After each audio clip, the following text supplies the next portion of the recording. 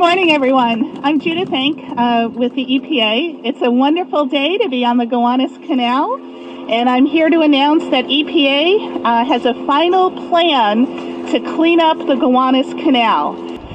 Let me give you a short synopsis of what the EPA cleanup plan will do. If you take a look at the canal, you will see, unfortunately, a rainbow sheen on top of the canal today, which is significant of some petroleum products on the canal. Thankfully, it didn't rain recently, so we're not smelling the canal today. But what this cleanup plan will do is require the removal of 600,000 cubic yards of contaminated sediment from the bottom of the canal. This plan today also reduces sewage overflows from combined sewer overflows by 58% to 74%, so that the canal stays clean after the dredging. In some areas contaminated with liquid coal tar that bubbles up to the surface, the sediment will be stabilized by mixing it with cement or similar binding material. The Gowanus Canal is only 1.8 miles long. It's only 100 feet wide, but it is one of the most contaminated urban waterways in the entire nation. We believe that this cleanup will take between 8 to 10 years. It will cost $506 million. The companies that will primarily be paying for the cleanup are parties we call potentially responsible parties. That's National Grid, the City of New York, 4 federal agencies, and 29 companies.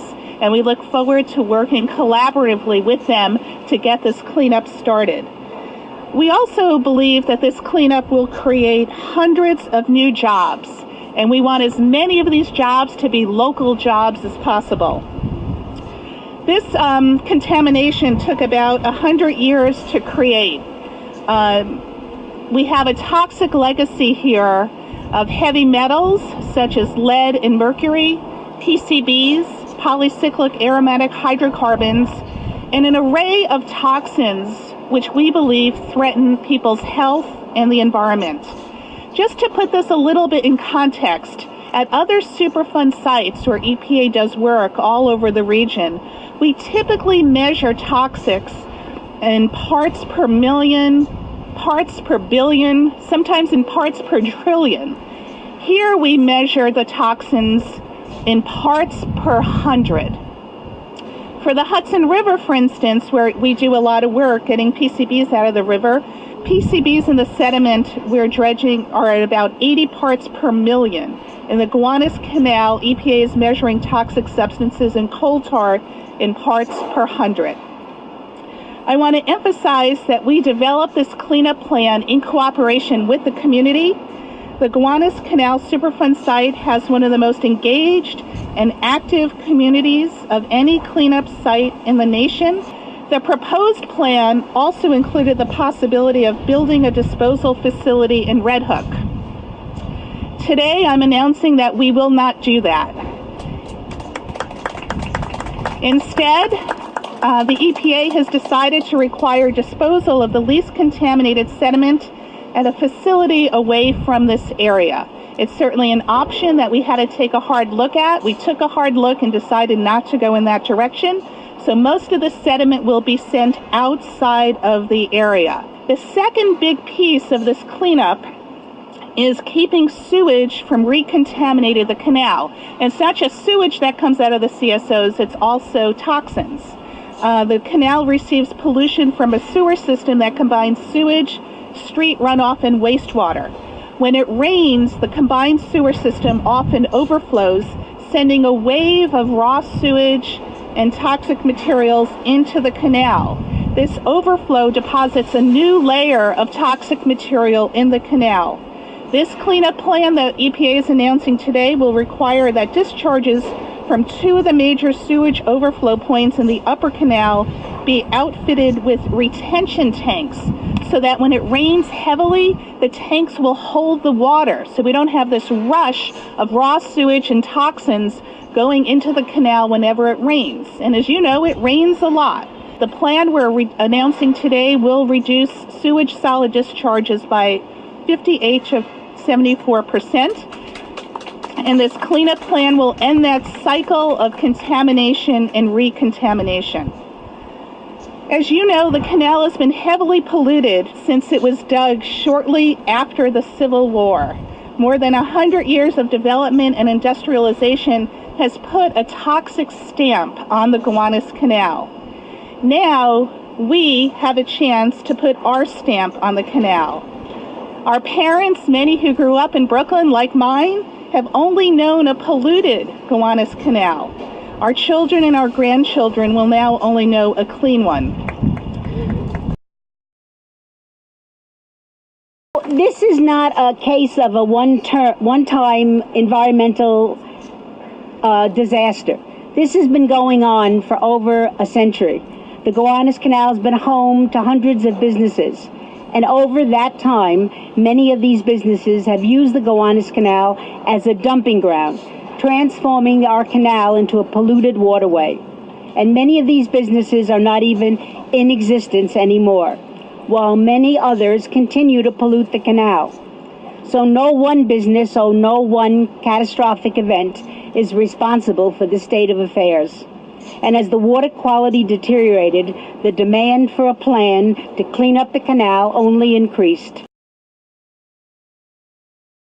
I'm looking forward to this canal being pristine at some point, at least enough that we don't get the smells anymore, we don't have the color that it is anymore, and certainly that we have development on the canal that people can enjoy, appreciate, and even some housing possibly, which is part of the plan for the future of this canal. In due time, the Gowanus Canal will be a safer and cleaner place for folks, all of us, and wildlife alike. Its remediation will one day turn the canal into an economic engine for our borough and an urban oasis of relaxation for Brooklynites. A dream of a future when we see families line up to take a boat ride in Brooklyn's very own Venice. And that's true. It's possible. You got to think it's true. Several local residents dreamed up the gondola a couple of years ago, and I say, why not? So first things first, the hard work is next to dredge and stabilize the canal. But with Judy and your great team here, EPA and officials like Nydia at the helm and outstanding community leaders that are right here, I believe the best days of the Gowanus Canal are just upstream. Any questions from reporters? Sir? How clean is it going to be? Is it going to be clean enough to fish, clean enough to swim? No. It'll be much cleaner than it is today. You'll be able to safely boat and be able to touch the water, but it's going to take decades to get this water body to the point where it would be safe to swim or eat fish. So no swimming anytime soon. But this is the key first step to get us there. Other questions? Your plan includes the retention tank in its final plan. This Bloomberg administration has said that it does not believe it has to build these tanks. So how will the EPA ensure that these tanks are going to get built? The question is, the Bloomberg administration does not agree that retention tanks are necessary to control the CSO pollution. We think the tanks are essential, especially during wet weather events, heavy rains, and this is folded into the record of decision. So we hope to reach an amicable agreement with the city. I think this is an opportunity for the city to turn the page, to roll up their sleeves and work collaboratively, not only with EPA, but also the state and the other potential responsible parties to get this job done. The reason why we included this in this record of decision is because it doesn't make sense to dredge the contaminated sediment and then have recontamination. You want to add something? I just would like to, she's nice. She's really nice. But let me remind the city that the EPA, under the law, the statute, has the power and authority to compel the city. It has been part of the record of decision. And maybe I'll just add, as a city elected official, though on the legislative side of the House and not the executive side of the House, This is an important moment of transition in the city as well.